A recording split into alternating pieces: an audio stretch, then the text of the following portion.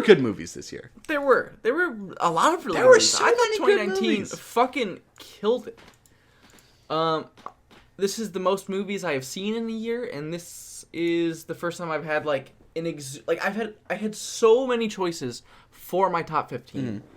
I couldn't. It was too hard. So we also had to have 5 honorable mentions. We almost did 10. Ethan was like, he called me. He was like, let's do 10 honorable mentions. I was And like, let's do we 50. Can we just can't- just talk about every movie we saw this year? I mean, we are talking about a lot. Of What are your but- What are your honorable mentions? You want to break them down for me real quick? So these are not ranked. No.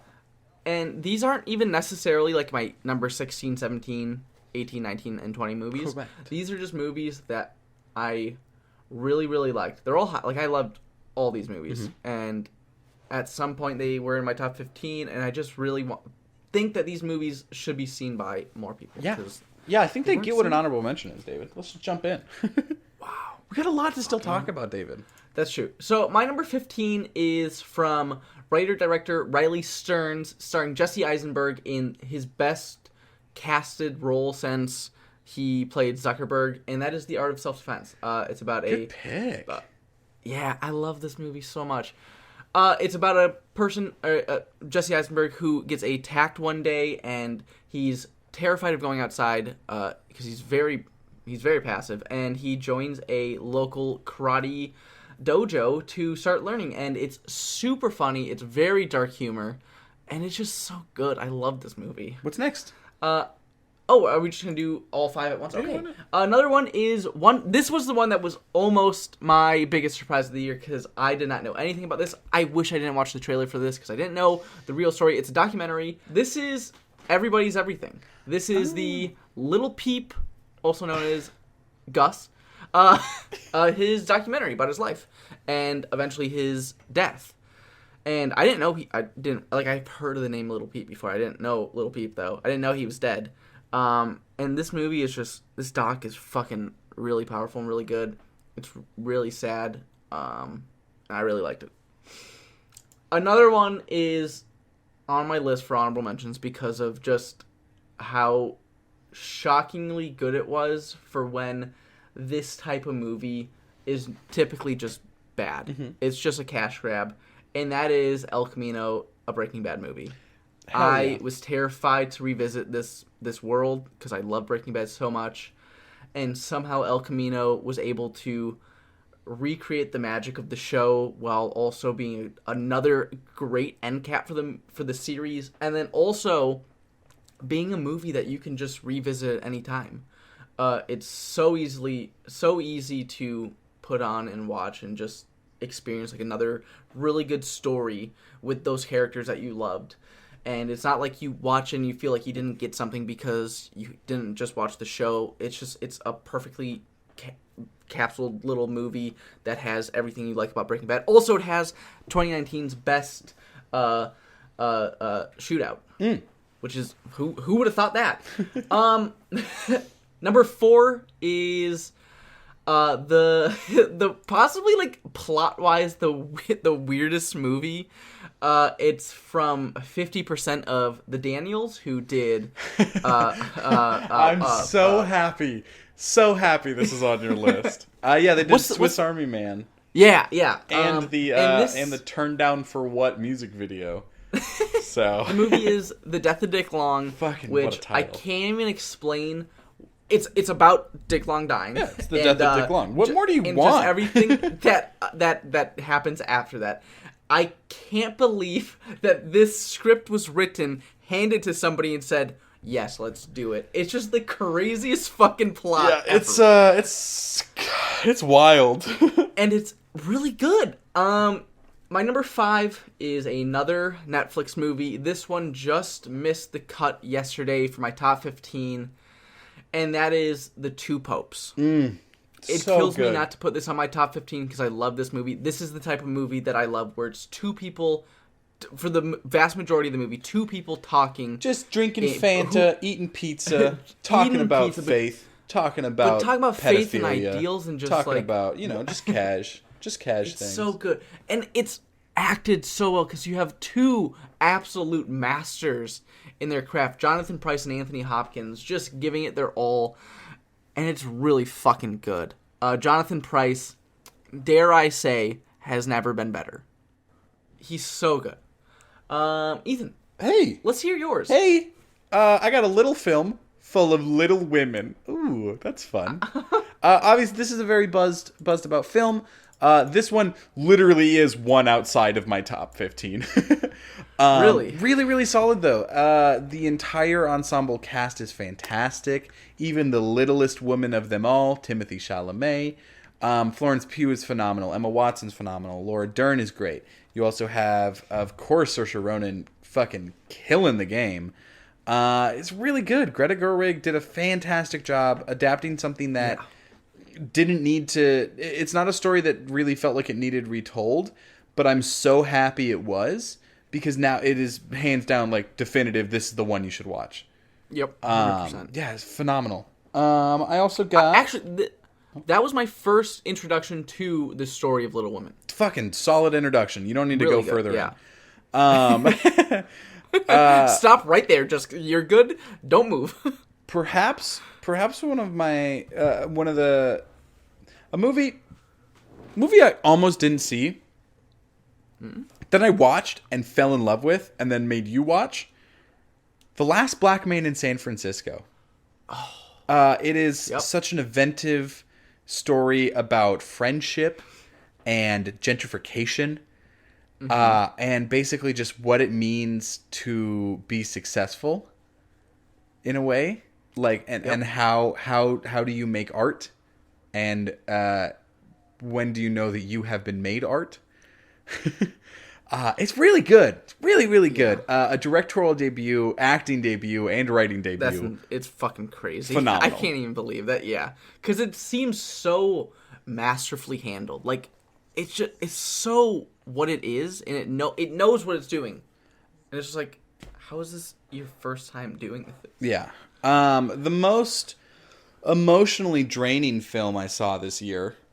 Oh God. Is an Elephant Sitting Still. Oh shit! Not what.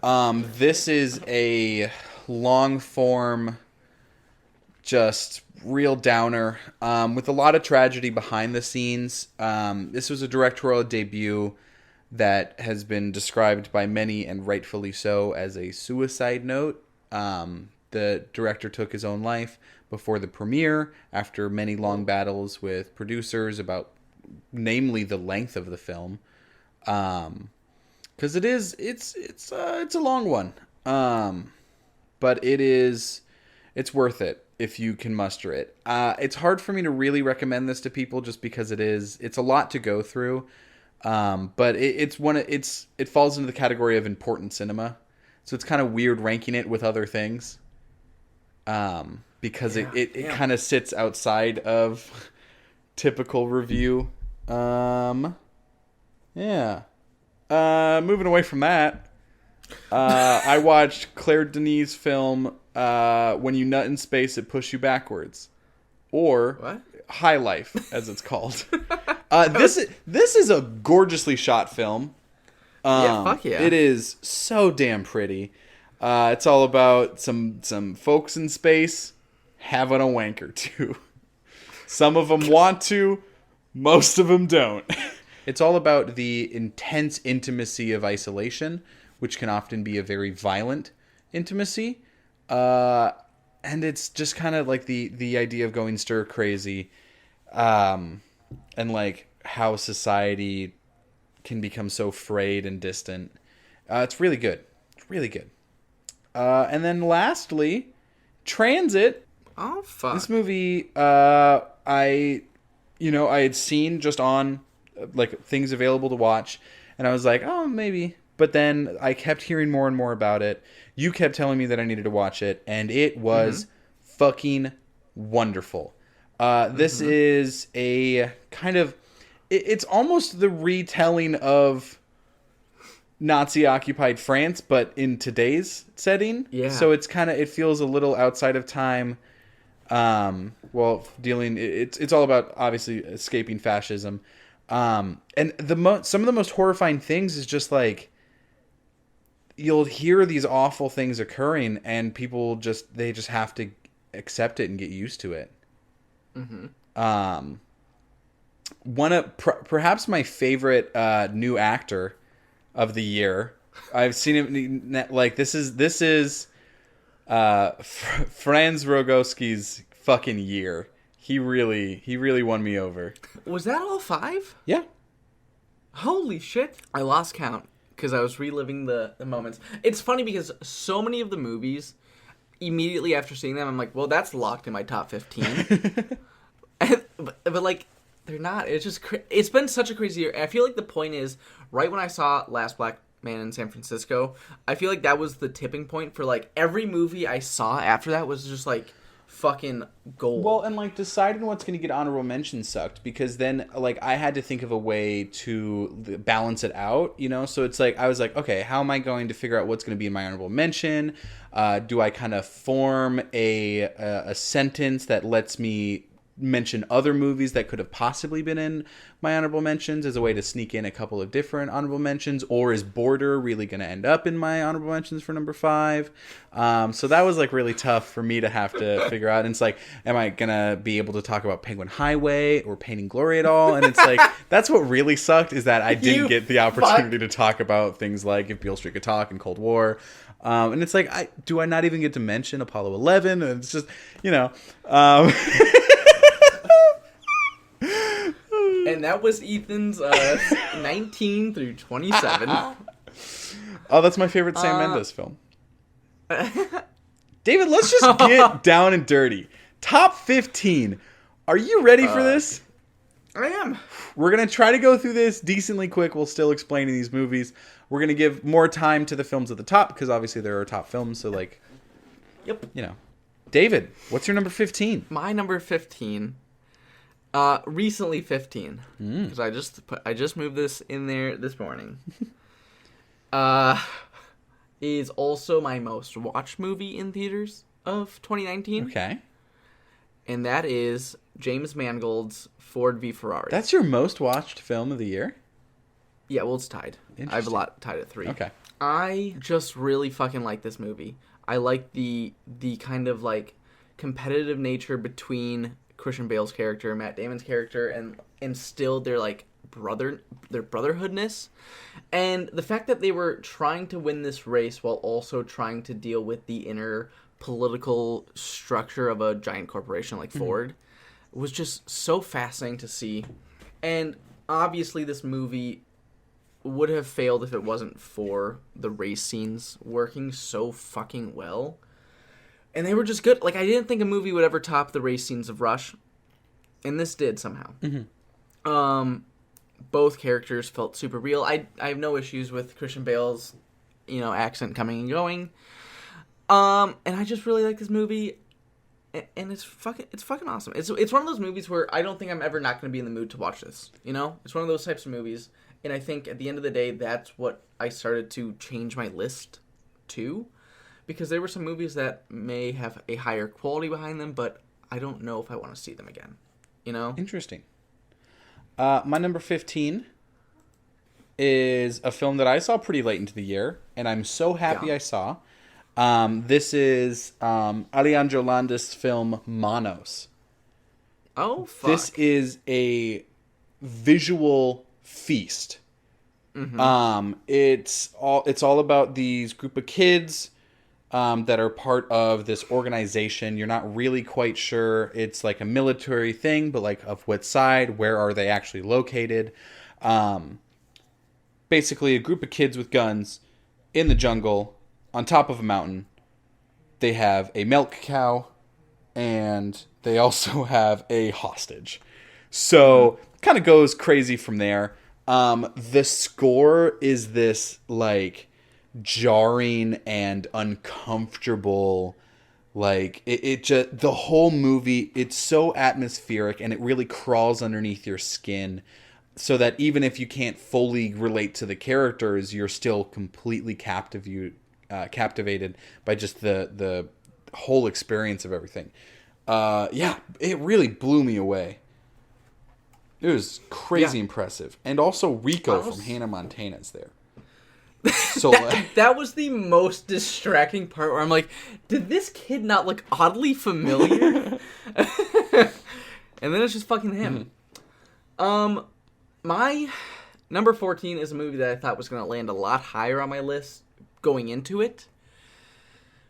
And that is Honey Boy. Honey Boy. So this is the narrative directorial debut from Elma Harrell, starring Shia LaBeouf as Shia LaBeouf's father, and also Lucas Hedges and Noah Jupe as actual Shia LaBeouf. I just really, as a huge fan of Shia LaBeouf, I think in more recent years, seeing this movie, which kind of chronicles his childhood, which like I feel like we were almost all witness to his childhood acting in like Even Stevens and things like that as he was growing up, and kind of seeing this. Yeah, Holes was a fucking massive movie when I was a kid, and kind of just seeing this background look into the struggles that he went through growing up with a mentally and physically and emotionally abusive father who was dealing with his own not successful lifestyle, and seeing how the father took that out, and just also the whole therapeutic look of Shia dealing with this, acting as his own father on screen, was just, I mean, really unlike anything I've seen in a movie before, and I just fucking loved it. It did not go the path that I thought it was gonna take. I felt a lot smaller than what I had expected it to, but also more intimate. Taking that, yeah, exactly. Like seeing those, like Noah Jupe, back-to-back movies with Noah Jupe. This kid fucking knocked it out of the park. Like his scenes in the motel, Holiday Inn. Were just so intimate and sad, but also somehow he's able to kind of persevere through everything that's going on, and I just really liked it. Yeah, for sure. I didn't like it as much. No, but I know. It's still good. My number 14. Solid year for Shia LaBeouf. Am I right with this and Peanut Butter Falcon? Sorry, can I just plug more movies into one sentence? That's fucked Ethan, up. if we do a top 15 and we somehow find a connection to other movies for each movie, we can talk about like 30 movies. Yeah, that's what I'm 15. saying. My number 14 is Conifer Street. A what? Woman at War. Oh my god. This is fucking 14? made it into the list. One of the. I can't believe this is low. So early. For the longest time, this was at number 1. Yeah. But then I got older. Saw more movies. In fact, saw like 200 more movies. This is such an inventive and wildly entertaining take on issues like climate change. And it's you have an eco warrior who, at the time when she's supposed to, she's pretty much ready to give her manifesto out to the world, as she's been like actually going to war with the like local industry. At the same time, she also deals with the fact that she wants to adopt a child, and it's one that she thought that she was denied, and then like years later they're like, hey, we have somebody for you to raise, but you have to, like, you can have it if you choose now. So this kind of volatile point in her life. It's so good. It's a film that knows it's a film and knows that you know that it's a film, and so it plays with things like score quite beautifully, where all of the score in the film is played live, but it not in a Birdman way where it kind of fits in. They'll just, you'll know that it's a dramatic moment, and then a man will walk in with a tuba, and he'll just start going for it. And it's such a refreshing film. Because I don't know, it's risky to do films like this because so often they wouldn't work, but to see kind of everything land into place perfectly, Like, everything feels exactly as intended. And everything landed right for me. I loved this. Woman at War. You really did. I'm so happy that this still made it, because I remember when you first saw it, you were just raving about it. My number 13 is a movie I did not think would end up on the list. And kind of the last month or so, I've just been thinking about it so much. Mainly because the award season has been talking about it so much, and it's been brought back into my memory. But as I've been thinking about it more, I've just been remembering all the moments of seeing it in theaters and how much fun I had with it, and how much I want to watch it again. Were you talking about At Eternity's Gate? Or is this One Cut of the Dead? Maybe Booksmart? No. I'm just thinking of other movies that I want to list as honorable mention.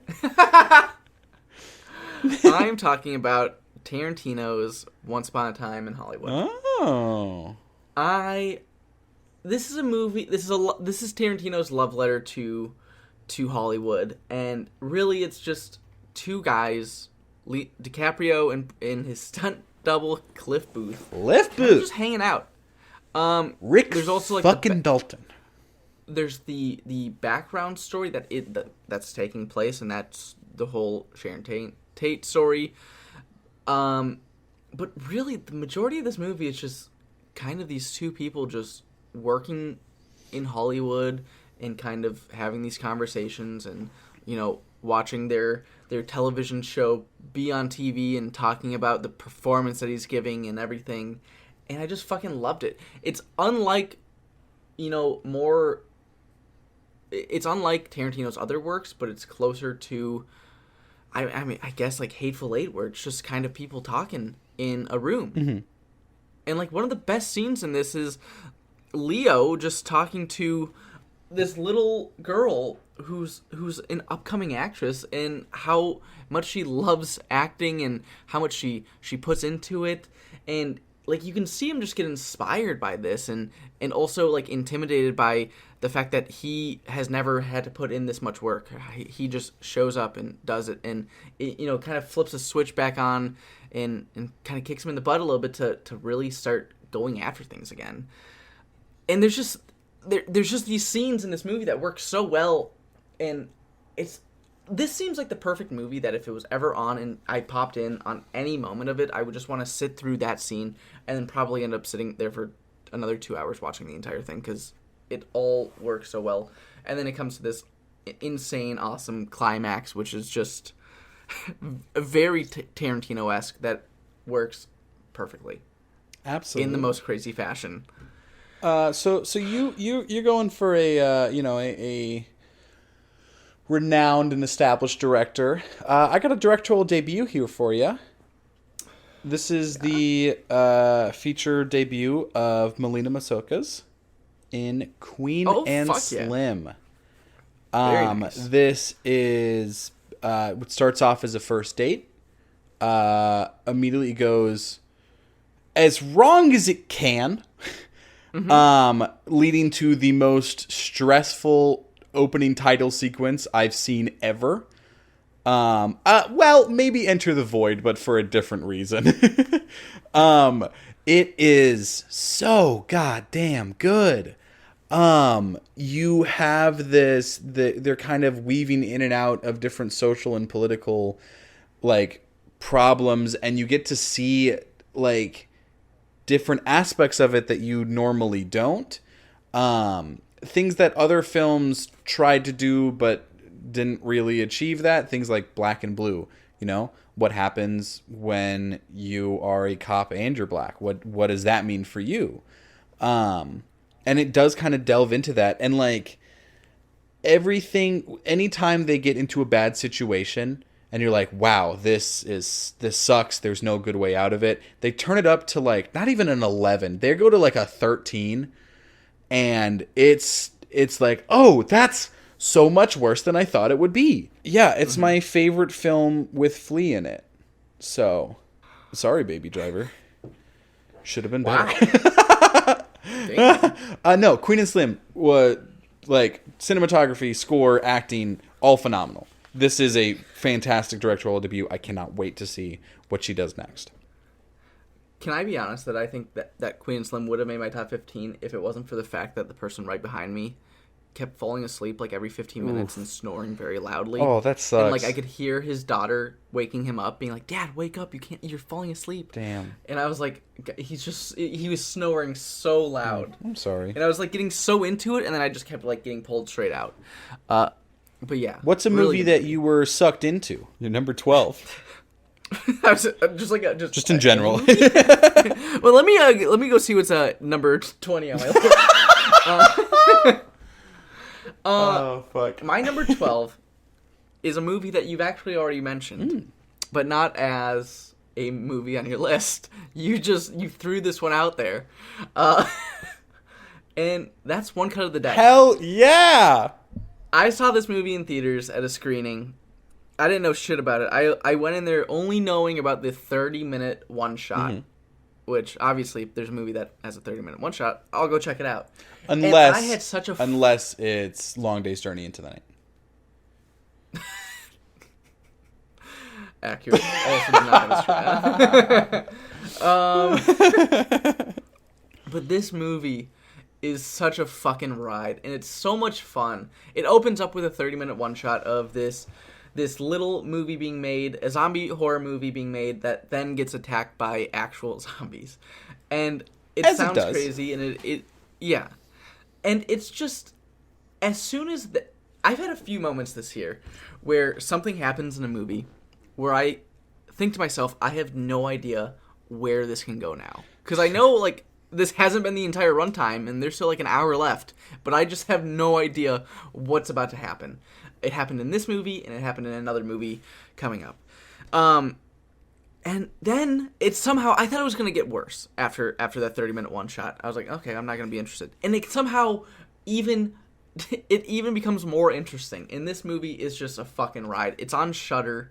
Go watch it if you have Shudder for some reason. I love this movie. It's fucking insane. I haven't really stopped thinking about this since I saw it. You know what film was also a whole lot of fun? What? Rian Johnson's film Knives Out. It's my number 12, Knives Out. That's low. That's a good year for film, David. That's a low fucking number. Here's the thing. Normally, towards the bottom of this list would be bad, but this is the one year that I'm like, all of these in another year could be top 3. Mm-hmm. Which is fucking wild that this year's so good. So yeah, Knives Out. It's a murder mystery, comedy, detective, neo-noir, whodunit. It's fucking brilliant. It is so well written and well directed, and it's a ensemble cast that even with how busy all of them are probably with like all of their roles, because these are huge name actors. Oh yeah. There's a lot that it is really all of them there. Daniel Craig is phenomenal. Michael Shannon is phenomenal. Ana de Armas is near perfect. Jamie Lee Curtis is also wonderful. Lakeith is there. I love Lakeith Stanfield. He didn't get as much opportunity to shine in this as a lot of the other characters did, but still really good. That's true. But I think all the other characters were supposed to be characters, whereas his character was to be that. Yeah. You know. It fits the role. Yeah. What Baby Driver achieved for heist films, Knives Out achieves for murder mysteries, right? It brings a breath of fresh air to the genre, has fun with it, and packs enough style to kind of keep it in your head for weeks and weeks and weeks. It's really solid. I loved this. This is probably the most. It's the one that I would be for the rest of the movies on this list. This is the one that I would like. No matter who asked me, I'd be like, you should absolutely watch this.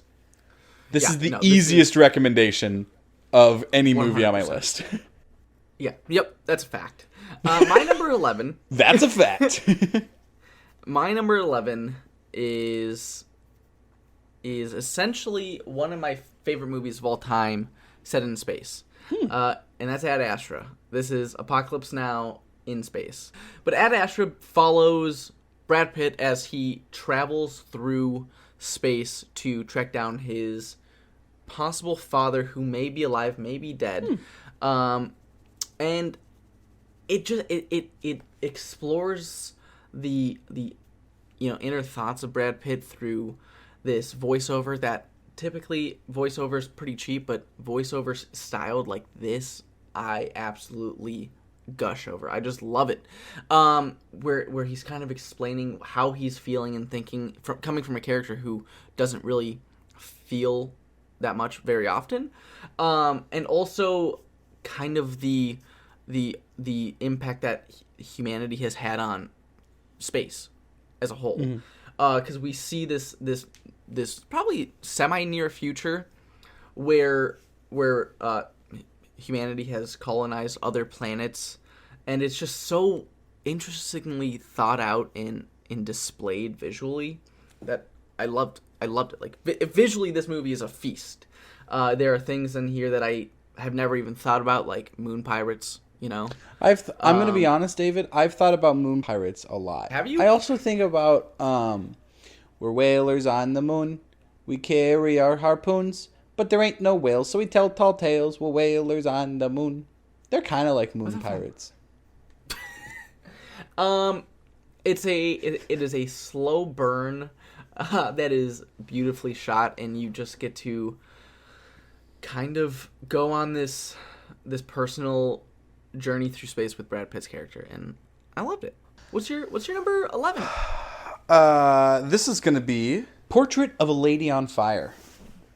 Wow. This is all about a young painter that is supposed to kind of paint a wedding portrait of this woman. The woman doesn't know that she's going to be painted by this. They're just kind of, it's assumed that you are a companion for walks.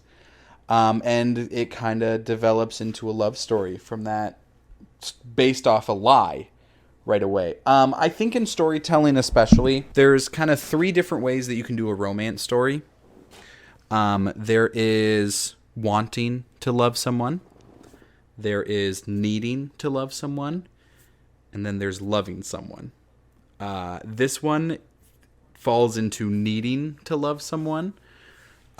Which is, none of those are less powerful than the others, but that's just kind of the overall tone for it.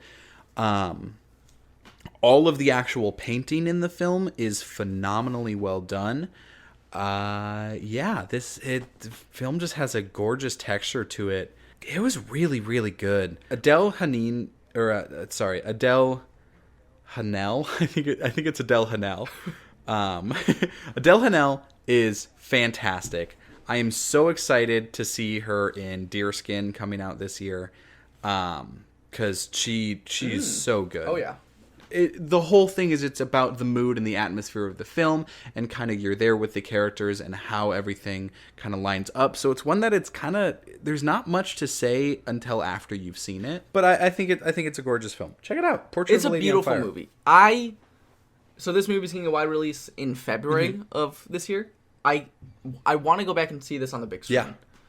Because this is a beautifully shot movie. Like, there are so many shots that are just perfectly framed that I'm like, fuck, this on like a 90-foot screen. I don't know how big movie theaters are. Probably like it's probably like 5 football fields tall. But would look so fucking good. Gimme